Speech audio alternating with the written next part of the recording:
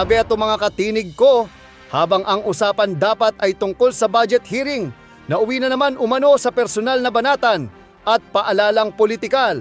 Narinig natin yung pahayag na, budget hearing po ito, hindi po lahat tungkol sa inyo. Pero tila nakalusot raw ang siyong may kinalaman sa personal na tampuhan at dating ugnayan sa Davao. Ayon sa ilan, ginamit pa umano ang pangalan ni dating Pangulong Rodrigo Duterte at sinabing yung tumulong dati sa pangangampanya. Siya pa ngayon ang unang umatake. Ang tanong tuloy ng marami, ganito na ba talaga kababaw ang respeto sa mga tumulong sa atin noon? At dito raw, pumapasok ang punto ni VP Sara Duterte at ng mga taga-suporta niya. Tuloy-tuloy lang sa trabaho, huwag patulan ang mga pasaring. Ang serbisyo sa tao, yan ang tunay na laban, hindi ang bangayan. For 2025, 771.445 million will be allocated for the program. Sa loob niyan, 600 million pesos for medical assistance and 171.445 million for burial assistance, which are, Madam Chair, very similar to the medical assistance to indigent or financially incapacitated patients program o MAIF-IP of the DOH. And DSWDs, Assistance for Individuals in Crisis Situations, or AICS. Pangalawa, disaster operations, which aims to provide relief goods to disaster-stricken areas not commonly reached by other agencies. Para doon, 101.644 million pesos. And is also similar doon naman sa disaster risk management program of the DSWD. Third, relief for individuals in crisis and emergencies, or providing food boxes or food items to families who are ineligible for OVP's other services. So 50 million pesos, which is also similar to DSWD's AICS. And last, Magnegosyo Taday, livelihood assistance for those with entrepreneurial skills, 150 million pesos, which is also similar to DOLE's naman, Integrated Livelihood Program o DLIP. So, ang tanong ko po dito, Madam Chair, anong nag-lead sa OVP na mag-consider na i-launch yung ganitong programs? May ginawa bang studies para suportahan yung pagkakaroon ng ganitong programs na parallel naman sa katulad at existing programs ng iba't iba nating line agencies, Madam Chair? Yes, Madam Chair. Thank you. Noong ako po ay nangampanya, 3 lang po yung sinabi ko na plataforma. Una po, trabaho. Pangalawa po, edukasyon. At 3, mapayapang pamumuhay para sa ating mga mamamayan. Nung pumasok po kami sa Office of the Vice President, tiningnan po namin ang mga pinakamaraming requests ng ating mga kababayan. Una-una po, ang lagi po naming natatanggap na request ay medical and burial assistance. Pangalawa po ay financial assistance. Pangatlo, lagi silang humihingi ng tulong sa pagkain. At pang-apat, very recently, sa tali ng mga requests, no? Yes, sa tali ng mga requests is yung educational assistance na sinasabi ng mga kababayan natin. Sinasabi namin lagi sa kanila, libre naman yung public schools. Ngayon ay libre na rin yung higher educational institutions. Pero sinasabi nila nahihirapan kasi sila sa plete, nahihirapan sila sa pabaon ng mga bata at sa pagkain ng mga bata. Kaya meron kaming bago, ito yung educational assistance. At ang panghuli naman, lagi naming natatanggap na request galing sa ating mga kababayan ay kapag sila ay naging biktima ng disaster, whether man-made or natural disasters. So sila po ay lumalapit sa Office of the Vice President. Totoo po, merong mga ibang local government units at ibang national government agencies na ganito po ang kanilang programa. Pero po, nung ako ay umupo as a Vice President, I took an oath, and doon sa oath, I said that I will do justice to every man. So hindi po kami pwedeng humindi sa mga tao na humihingi ng tulong, lalong-lalo na ay kaparte ng gobyerno ang Office of the Vice President. Salamat, VP, Madam Chair. Sabi nga ng VP, Madam Chair, libre na yung public school, libre na rin yung higher education, bagamat ni-note nila na sinasabi ng mga nagre-request na nahihirapan pa rin sila sa ilang mga programs na nakalodge sa ilalim ng libreng edukasyon na iyan. Kaya nga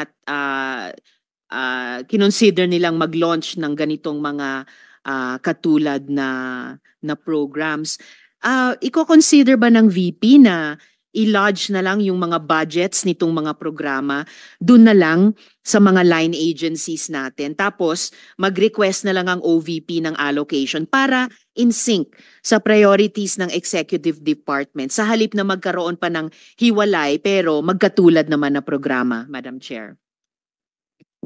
Madam Chair, we only submit the budget and we leave it to the discretion of all the members of Congress to decide on the budget. We can only propose a budget for the Office of the Vice President. Pero magbibigay po ako ng halimbawa kung ganun po ang gagawin natin. Tulad po ng AIX ng DSWD. Kapag meron po kaming nire-refer o binibigyan ng endorsement ng AIX sa DSWD, kadalasan po nasagot sa amin ay hindi pwede dahil galing yan sa Office of the Vice President at kalaban yan. Minsan po, totoo yan na pupolitika ang assistance para sa ating mga kababayan. Kaya po, uulitin ko, ang mga tao naman kasi hindi sila tumitingin sa politika. Tumitingin lang sila na itong opisina na ito ay opisina ng gobyerno at pwede kaming humingi ng tulong doon. And so I go back to the oath that I shall do justice to every man at kaya po kami nandito at kaya po kami merong mga ganito na mga projects sa Office of the Vice President. Salamat VP, Madam Chair. Wini-welcome ko yung sinabi nila na the VP would leave it to the discretion of the members of Congress.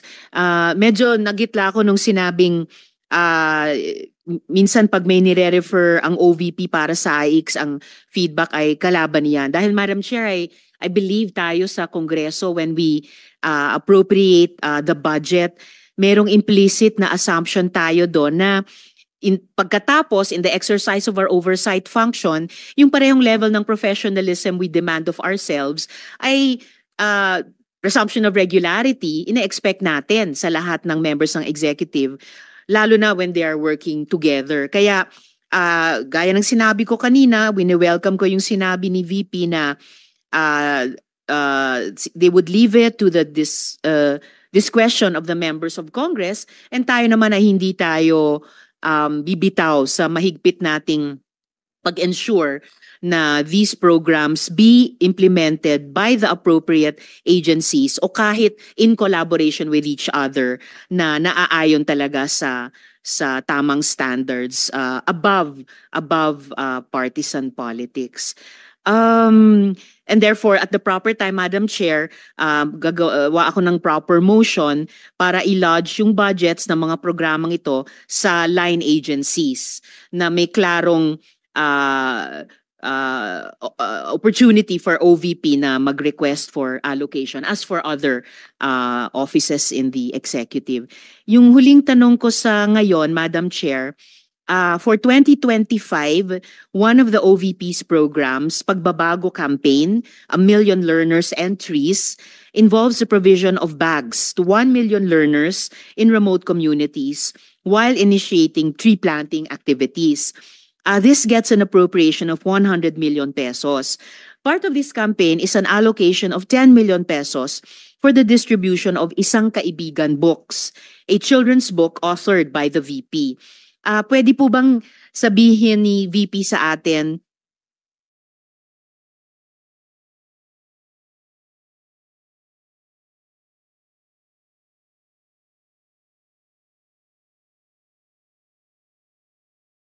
more tungkol sa librong ito. Chair, let me make a rebuttal and another example of politicizing the budget of the government.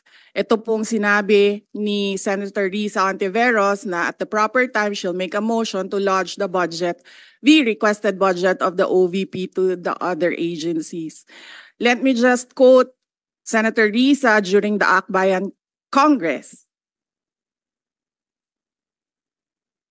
Alam ko po na ang daming kalat ni Duterte na hirap tayong linisin. Ang kadiliman noong panahon niya ay talaga namang nanuot sa ating lipunan para mansa na napakahirap tanggalin. At habang ang anak niya ay may kapangyarihan pa, hindi magiging madali ang ating laban.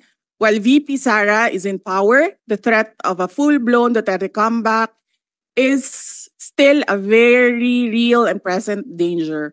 For one, they are supported by one major superpower, China. So that is an example of politicizing the budget of the government. May we request, Madam Chair, that Senator Risa Ontiveros repeat the last question. I will certainly, if you request, Madam Chair, repeat my question dahil walang kinalaman sa kasasabi lang ng VP ngayon. Alam nating lahat na miyembro ng iba't ibang partido, yung speeches natin sa ating mga kamiyembro sa mga party congresses ay hiwalay na event dito sa budget debates. So I really take exception dun sa sinabi ni VP na rebuttal iyan dahil halimbawa ito sa politicizing. In fact, wala akong tinanong tungkol sa China o kahit sino pa mang ibang bansa dito sa budget hearing na to. I am asking about yung national budget na ipapasa natin sa Kongreso para sa bansang Pilipinas sa taong 2025. At ang pangalawang at huling tanong ko sa ngayon, before I make at the proper time propose an amendment which may or may not be accepted by the chair and by the colleagues para nga mas i-align ang mga kaperahan natin lalo na't masikip ang fiscal space natin dun sa mga appropriate programs sa appropriate agencies na malayang-malaya ang OVP makipag-partner sa kanila tulad ng sino pang opisina sa executive. Ang tanong ko po ay ilang mga libro ng isang kaibigan ay bibilihin at i-distribute at ano, if the VP could tell us more about the contents ng librong ito. Madam Chair. Madam Chair, the book is not for sale. We only pay for the publication of the book. And we will send Senator Ontiveros a copy so that she will know what is the content of the book. Oh, this question is not only for me, Madam Chair, para rin para sa mga kasama dito sa budget hearing. Baka ilang araw pa bago mapadala at mabasa ko, which I certainly will. But I am asking a question bilang isang mambabatas sa head of agency ng isang opisina sa executive dito sa budget hearing na to. Simpleng tanong. Tell us more about the book, isang kaibigan, at ilang kopya nito ang bibilihin ng gobyerno sa halagang 10 milyong piso at i-distribute sa kasama ng mga bags sa 1 million learners sa remote communities. Madam Chair. Madam Chair, this is an example of politicizing the budget hearing through the questions of a senator. Ang problema niya kasi, nakalagay yung pangalan ko doon sa libro. At yung libro na yan, ibibigay namin doon sa mga bata. At yung mga bata na yan, may mga magulang na boboto. At yung pangalan ko ay nagkalat doon sa kung saan man ibibigay yung libro. Madam Chair, we commit to send tomorrow everyone in this room a copy of the book. Madam Chair, hindi ko maintindihan yung ugali ng ating resource person. It is a simple question. Paulit-ulit na this is politicizing. Ang VP ang nagbanggit ng salitang boboto. Wala akong sinabing boboto. I'm simply asking, hindi ko ma-imagine we're making so much trouble, so much fuss about a 10 million peso item na itinatanong ko lang simpleng, what is the book about? At ilang kopya ang bibilihin ng gobyerno sa halagang 10 milyong piso at i-distribute. I don't appreciate this kind of attitude, Madam Chair. Usually, ang resource persons natin ay nagbibigay ng parehong institutional courtesy sa legislature na ibinibigay natin sa executive. I don't appreciate this kind of Senator attitude. Tolentino, do you have Madam Chair? Madam Chair. Yes, Madam Chair. Hindi ko rin maintindihan ang ugali ni Senator Risa Ontiveros, and I do not appreciate, ano yung sinabi niya? I do not appreciate this kind of behavior and attitude. Madam Chair, noong 2016, tumatakbo si Senator Risa Ontiveros na senator, nakailang talo na siya. So, Dalawa, Madam Chair. okay, dalawa. Natatakot siya sa pangatlong talo niya, kaya pumunta siya sa Davao. Humingi siya ng tulong. Tinulungan siya ng isang kagawad ng Davao na ngayon hindi na siya sinusuportahan. Humingi siya ng tulong sa akin, thinking na hindi mananalo si President Rodrigo Duterte. Kinausap niya ako ng kinausap doon sa law office ko sa Davao City. Sabi ko sa kanya, o sige, tutulungan kita. Chinika niya ako ng chinika. Tapos umalis siya. Siyempre, hindi naman siya tumutulong kay Pangulong Duterte, hindi din totoo yung sinabi ko na tutulungan kita. Tinext niya ako. Pwede ba akong mag-follow up sa hinihingi kong tulong sa boto dyan sa Davao City? So sabi ko sa kanya, okay, sige. So, tinawagan ko at sinabihan ko at pinakiusapan ko ng pinakiusapan si former Congressman Milen Garcia. Sabi ko sa kanya, Kong, tulungan mo ito. Bigyan mo na lang ng ilang barangay mo at ilang mga leaders mo. Ayaw pa siya tulungan ni former Congressman Milen Garcia. Pinakiusapan ko ulit, Kong, please tulungan mo na lang. Nanalo na siya at nung nanalo siya, anong ginawa niya? Siya ang pinakaunang umatake kay President Rodrigo Duterte. Anong tawag sa ugaling ganito? With due respect to our resource persons and also our colleagues, I think this doesn't really. I understand there's history among all of us here, but I think that we should really stick to the budget. And I think this is just being very objective. I would like to ask also, since we're going to be furnished a copy tomorrow, we can look at it and evaluate what the content of the book is. But maybe just a general, we won't ask line by line, ano ba yung libro na yan? But tell me, is it for good manners and right conduct? That's fine. Is it science? Is it history? So maybe just a general one, so we can just answer it. Because I understand that every office will have its own advocacy and initiative. So, but then, I don't think it's also wrong for us to be curious what it is about. So just a general one. Any of the undersecretaries can tell me what the topic of the book is. Is it history? What is it?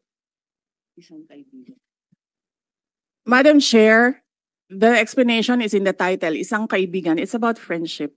Okay. Then that's for the record. It's about friendship.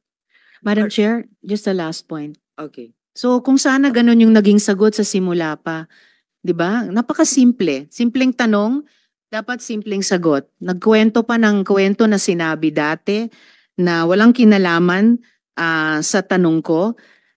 Just for the record, as a last point, Madam Chair, this is public funds and we're making inquiries about them. Budget hearing po ito. Hindi po lahat about you. Pera po ito ng taong bayan. Okay. For the record, I Madam think Chair. it's Thank not you, yet Madam Chair. personal, but Yes. I understand the emotion is high. But let's continue on. If you have any more questions, Senator Risa, we will Those are have just around- my 2 questions, Madam Chair. Maraming salamat po. Thank you. Senator Tolentino, you had your hand raised earlier. I was about to ask for a minute suspension of the hearing, but since the good chairperson of this committee already gave her guidance on how this budget hearing should proceed, I defer to the wisdom of the chairperson. Thank you. I would like to acknowledge the presence of Senator Bong Revilla and Senator Robin Hood Padilla. Thank you. Anybody else? Senator Mark Villar as well. And Senator Alan, and Senator Alan Cayetano. Any more questions? Yes. Senator Amy Marcos, you're recognized. Yes, At dyan nagtatapos ang usapan natin ngayon. Kung may gusto kang idagdag o reaksyon, i-comment mo lang sa baba. Boses mo'y mahalaga. Huwag kalimutang i-like, share, at subscribe para sama-sama nating palakasin ang tinig ng bayan. Hanggang sa susunod, tandaan, ang may alam, may laban! Awesome!